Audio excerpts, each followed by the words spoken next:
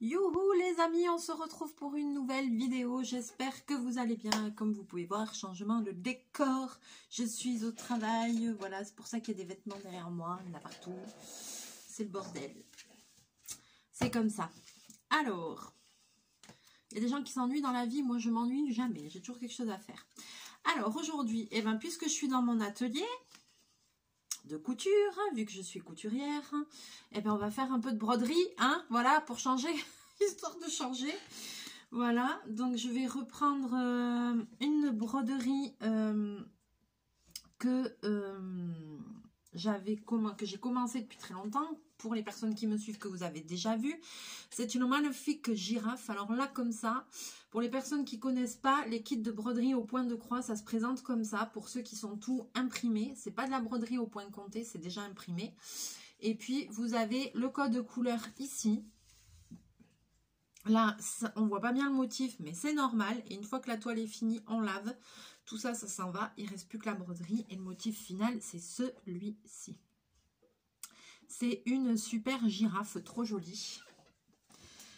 Voilà, mais qui n'avance pas. Il faut dire.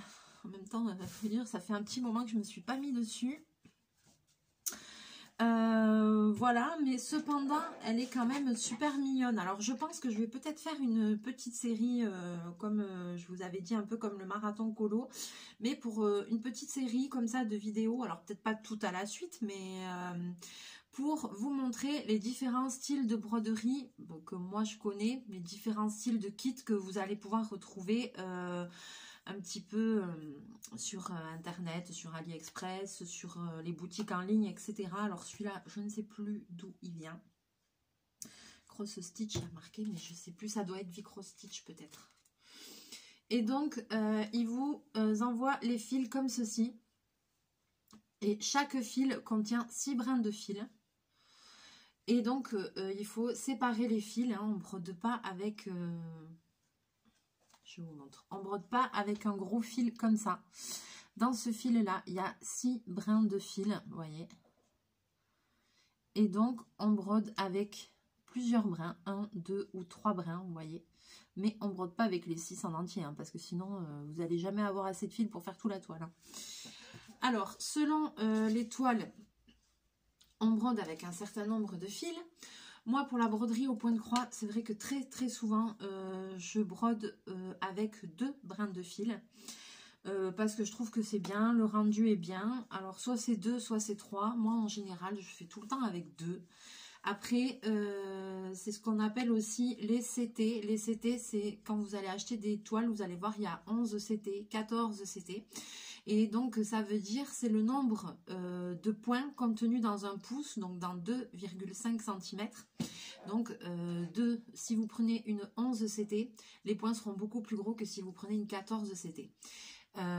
Les 14 CT, les points vont être plus petits et ils vont être, du coup, ça va vous donner une broderie beaucoup plus fine au niveau du motif qui sera moins pixelisé, qui sera beaucoup plus détaillé. Voilà. Celle-ci, je pense que c'est je pense que c'est une 11 CT. Voilà. Je vais mesurer 2,5. Voilà, 11. Ouais, c'est une 11 CT celle-là. Et alors après, vous avez ici tous ces chiffres-là. Et en fait, c'est juste... Alors, il y a 10, 20, 30, 40. Et en fait, c'est pour, ça vous donne ce quadrillage, ça vous donne un repère du nombre de croix. Et en fait, c'est des carreaux de 10 par 10. Voilà, de 10 croix par 10 croix. Donc là, si je mesure de là, ça va jusqu'à la croix là, ça fait 2,5 et ça fait 11 croix. Ça fait 10 plus 1, c'est ce que j'ai vu, ce que je viens de mesurer. Ensuite, chose très importante qu'il faut savoir, il faut toujours, quand vous brodez au point de croix, faire les croix dans le même sens. C'est très important parce qu'au niveau du rendu final, il faut que ce soit régulier. Si vous voulez avoir un motif qui se voit bien, qui soit joli, il faut que ce soit régulier. Donc, on brode toutes les croix dans le même sens. Donc, quand on commence la première croix, on définit son sens de broderie et on fait tout l'ouvrage en croisant toujours dans le même sens. C'est vraiment super important. Alors, je vais vous montrer... Alors, j'ai pas fait beaucoup. Je vais vous montrer une zone. Alors, vous voyez, là, c'est une zone où j'ai fait juste des demi-croix pour le moment, ici. Demi-croix. Et là, c'est une zone où les croix sont finies. Voilà, vous voyez. Alors, pourquoi ici, j'ai des demi-croix? Parce que des fois, surtout moi, quand c'est des grandes couleurs, ce que j'aime pas, c'est tirer mon fil, repasser la main dessous, refaire. Alors déjà, on ne fait pas croix par croix, parce que si vous faites une croix par une croix, et ben mon gars, t'as pas fini. C'est trop long, quoi. Donc moi, déjà, je ne fais pas une croix par une croix, sauf si c'est une croix d'une couleur qui est isolée, voilà, qui dans un motif est toute seule, là oui. Mais sinon, je brode pas. Par exemple, vous voyez ici, tout ça, c'est la même couleur, là, le 0,5, tout ça, là, tout ce bleu, c'est la même couleur. Je ne vais pas faire croix par croix. Je marche en ligne, donc soit je vais au bout de la... Je fais mes demi-croix dans un sens, je reviens, hop, dans l'autre sens. Je fais des demi-croix comme ça, je reviens dans l'autre sens et ça me finit ma croix. Comme ça, comme ça. Ou alors comme là, je fais toute une partie dans un sens et après je fais toute la partie dans l'autre sens.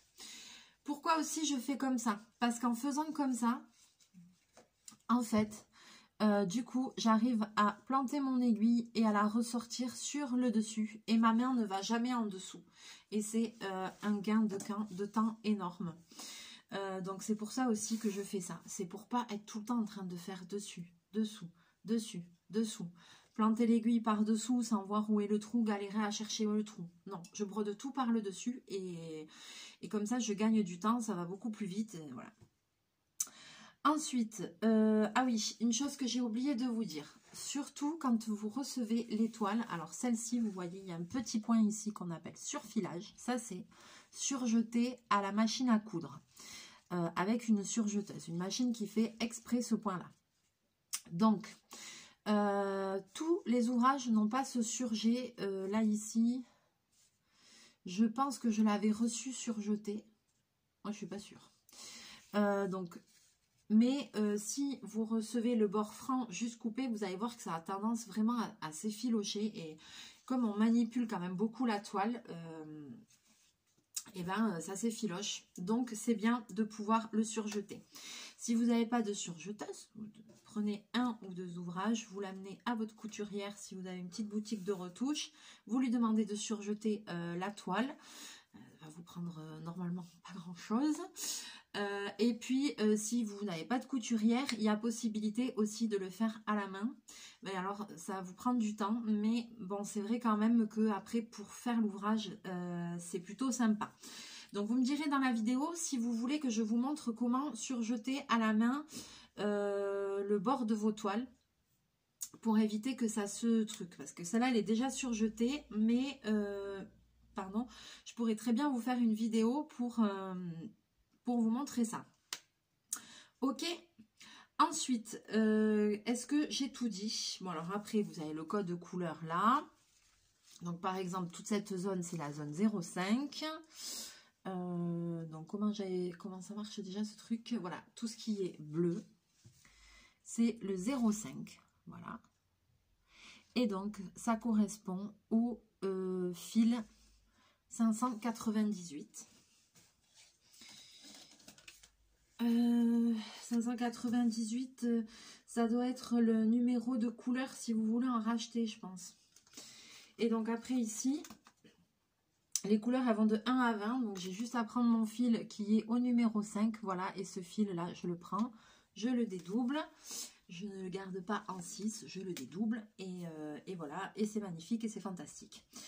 Alors, je vais vous montrer une petite partie, on va faire une petite partie... Je vais faire ça un petit peu là, le vert. Donc le vert foncé, c'est le numéro 13. On regarde ici. C'est bien ça. Le 13, c'est bien le vert foncé. Ça, c'est le numéro, je pense, c'est le numéro de couleur. Voilà, si jamais il vous en manque, ce sera le 959. Mais là, en fait, ça ne marche pas comme ça. Il n'y a pas 959 là. Mais par contre, il y a le numéro 13. Donc, je vais prendre un fil du numéro 13. Donc, qui est ici, n'est-ce pas? C'est celui-là. Donc, je vous baisse pas de suite. Donc, j'ouvre sur mon fil parce qu'ils sont noués. Voilà. Je vais prendre un brin de fil numéro 13. Et de suite, je rerange les autres. Donc en fait, je sais pas, ils sont juste passés, vous voyez, comme ça, et on fait comme ça, c'est juste passé comme ça, et il reste bien sur votre bidule, sur la petite cartonnette. Sachez que dans les sites de broderie où vous achetez, genre Vicross Stitch et tout ça, où vous achetez les kits comme ça, vous avez souvent tout ce qui est matériel. Alors là, je suis pas à la maison parce que la dernière fois, j'avais pris un truc de cire pour les fils et tout pour le tester. Et là, je suis pas à la maison, donc je l'ai pas avec moi, mais on le testera dans une prochaine vidéo broderie.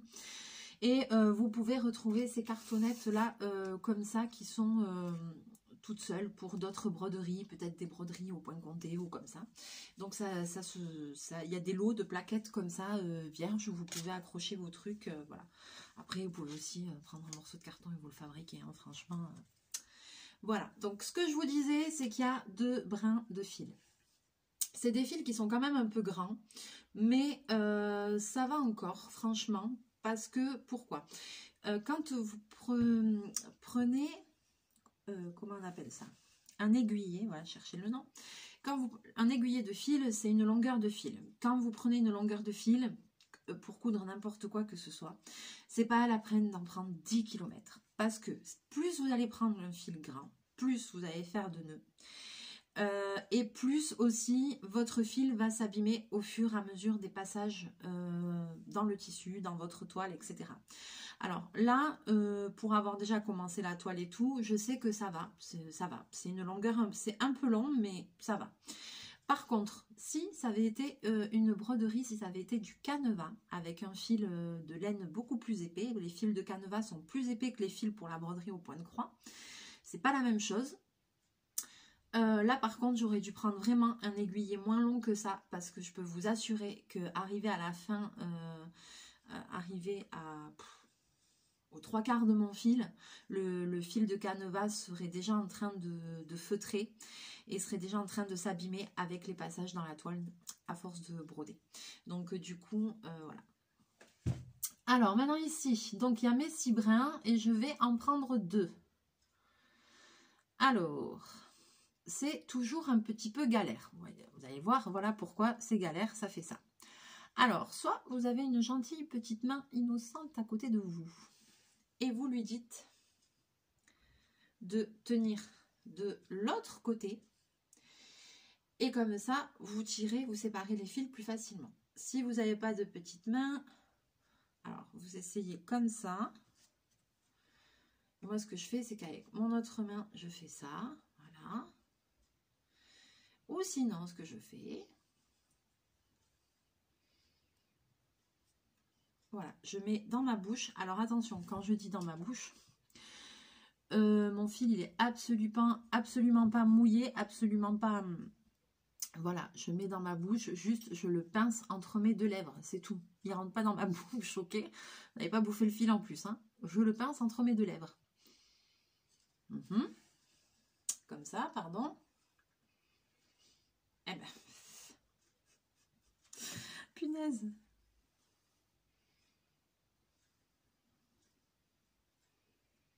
Voilà, ça c'est ma petite astuce, parce que quand on est tout seul, il faut bien trouver des astuces. Surtout, je garde le reste de fil, parce que là, il me reste encore 4 fils que je reséparerai, et du coup, j'aurai encore 2 aiguillets. Ok, maintenant, je prends mon aiguille, qui est fournie avec ma petite broderie, n'est-ce pas?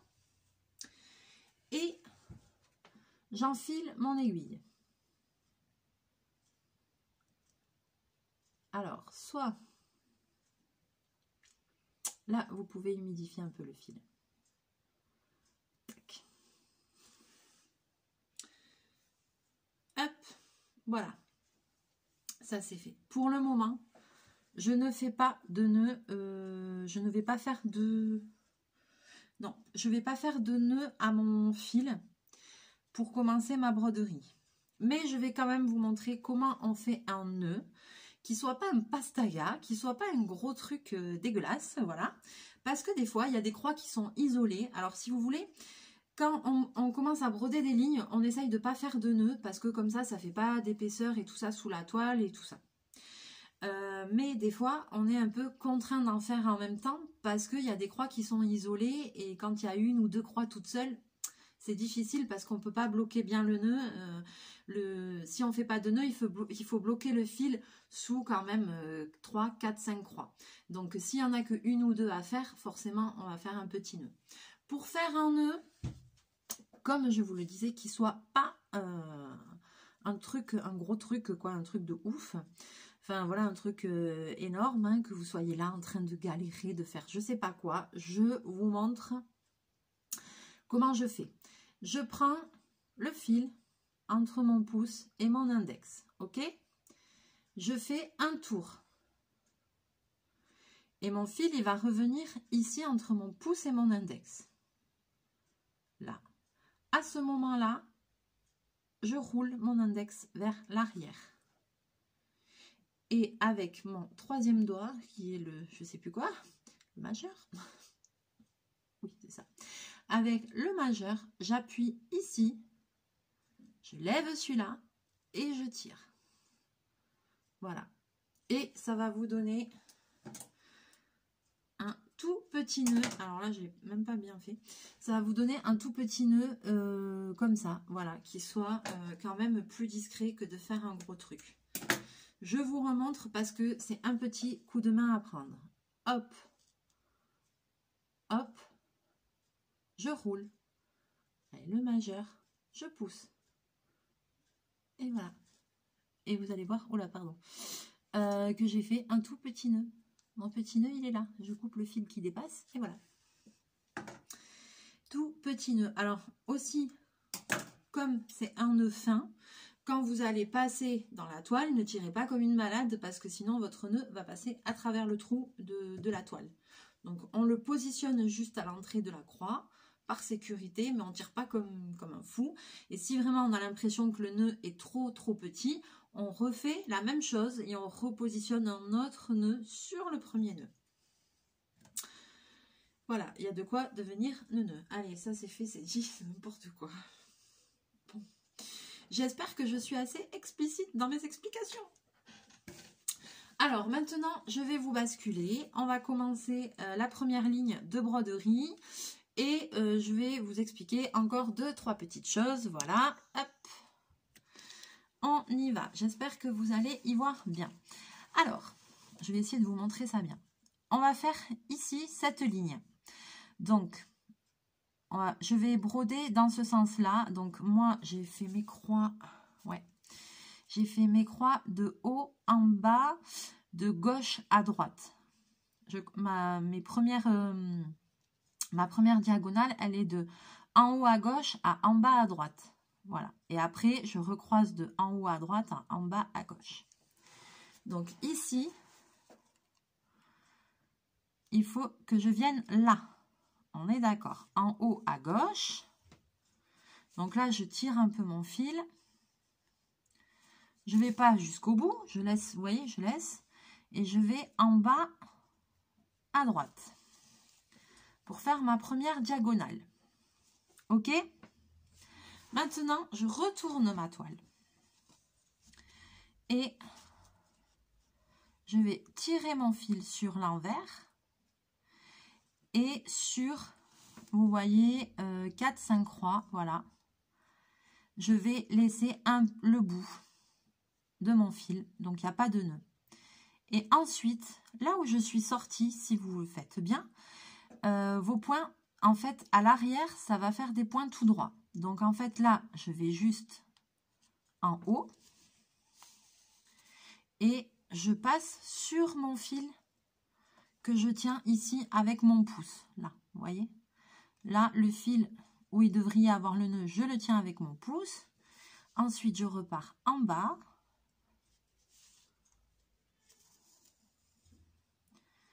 je reviens en haut, donc je fais mes petits points tout droit. Et j'ai même pas besoin de vérifier sur l'envers, je sais que mes diagonales se font dans le bon sens, il n'y a aucun problème. On va le vérifier de suite. Alors, j'ai pas compté combien il y avait de croix vertes, mais je sais que j'avais un petit peu de marge.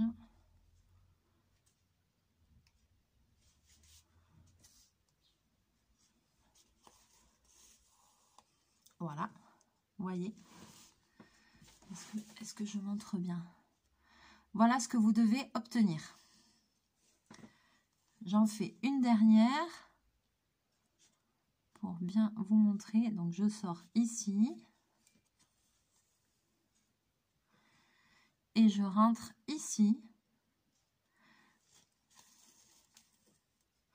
Et donc, vous devez obtenir votre fil du dessous tout droit et vos points comme ça verticaux ou horizontal, selon comment vous tenez la toile, et vos points qui passent comme ça tout droit dessus. Je regarde à l'endroit et effectivement, tous mes points se sont bien faits. Donc là, il me reste 3 croix. Et donc là, mon fil, il est bloqué.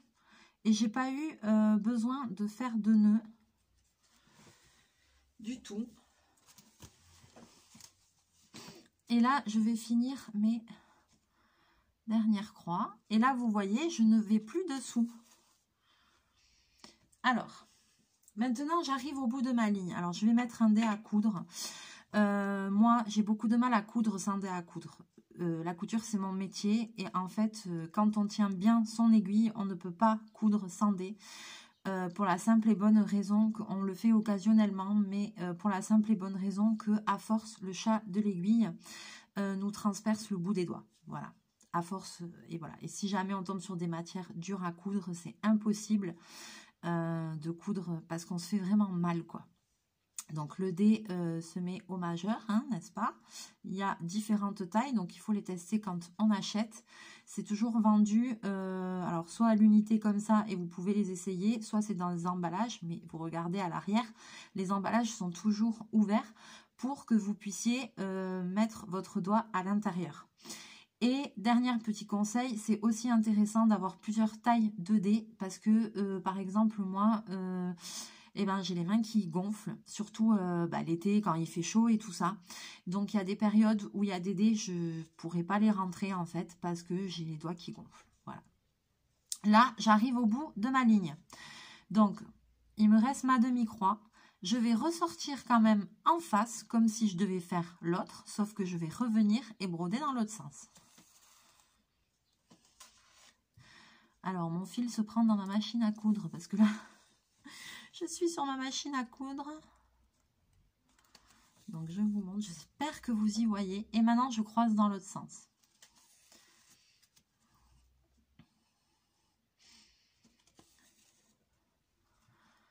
Voilà.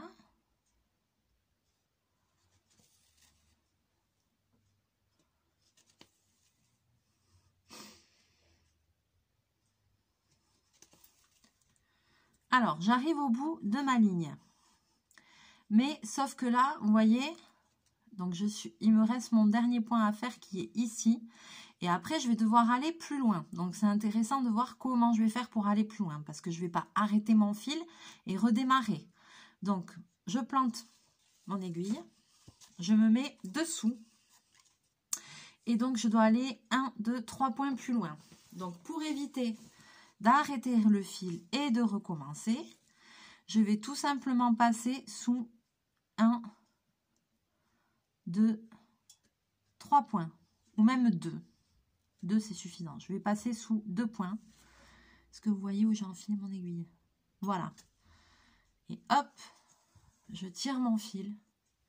Je me remets sur l'endroit et je me positionne là où je dois recommencer ma croix, toujours dans le même sens.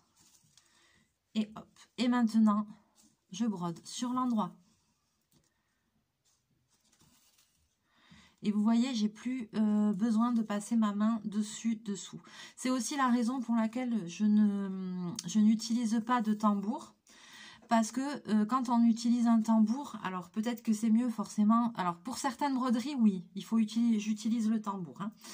Hein. Si c'était une broderie à la main, au ruban, avec des points de tige, des choses comme ça, oui, j'utiliserai forcément le tambour parce qu'il faut vraiment que la toile soit tendue.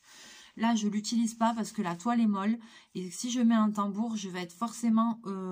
la toile va se tendre et il faudra la tendre bien. Et je serai obligée de faire avec la main dessus, dessous, dessus, dessous, dessus, dessous. Et je trouve que c'est tellement une perte de temps que du coup, j'utilise sans tambour.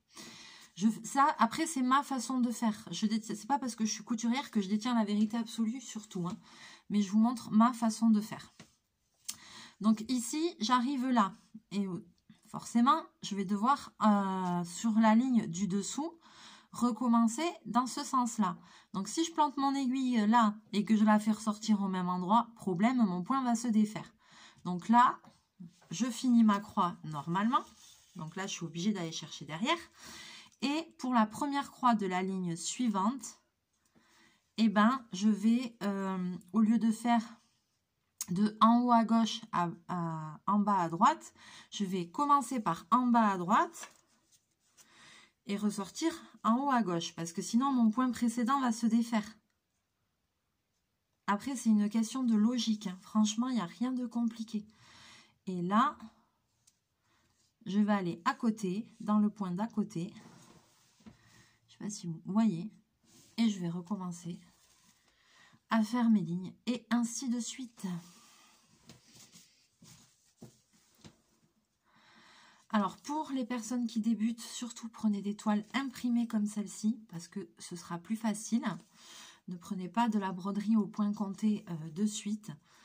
Ne prenez pas des toiles trop grandes non plus. Hein, c'est pas la peine de prendre des toiles, parce que déjà, une toile comme ça, ça prend énormément de temps à faire. Donc, et là, hop, je vais même le faire comme ça, sans aller dessous. Donc, vous voyez ce que je vous disais, moi, que je ne peux pas coudre sans le dé. C'est tout simplement parce que si vous regardez mon doigt, ici, quand je couds, je pousse avec mon index, mon majeur. Donc, quand je pousse avec mon majeur, et ben, à force, ici, de pousser sans le dé, ben, je vous assure que c'est vraiment pas possible. On a très vite mal.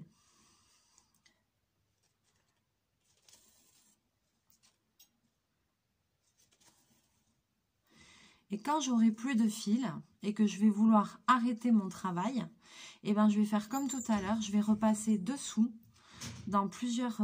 alors, je m'excuse parce que j'ai un client qui est en train de me défoncer la porte parce que c'est bientôt l'heure de réouverture. Je vais devoir repasser dans mes fils comme tout à l'heure, sous mes premiers sous mes fils là. Pour arrêter, je vais repasser ici en travers. Et puis sur 3-4 points. Et puis je vais couper mon fil et j'aurai pas besoin de faire de nœud. Voilà. Alors j'espère que cette vidéo vous plaira. J'espère que les conseils seront bons. Là c'est 2 points bleus. Que ça va vous aider. Dites-moi dans les commentaires si vous voulez d'autres conseils. Après, je comprends que ce soit pas forcément évident au début pour changer les directions et tout ça. Donc voilà, j'espère quand même avoir été claire, avoir donné des conseils, de bons conseils. Voilà, j'espère que la vidéo vous plaira. Donc j'attends tous vos petits commentaires. C'est une vidéo que j'ai déjà fait, mais que je refais de temps en temps pour les personnes qui arrivent sur la chaîne, qui commencent la broderie, qui débutent et tout. C'est des conseils quand même... voilà, pour les débutants et tout ça, je pense que bon, c'est pas trop mal. Et puis, ça permet de passer un petit temps ensemble. Voilà. Sur ce, je vais vous laisser là. Je vais vous faire plein de bisous, plein de mouchous. Il faut que je m'y remette. Donc, voilà, je vous dis à très bientôt dans une prochaine vidéo. Bye bye.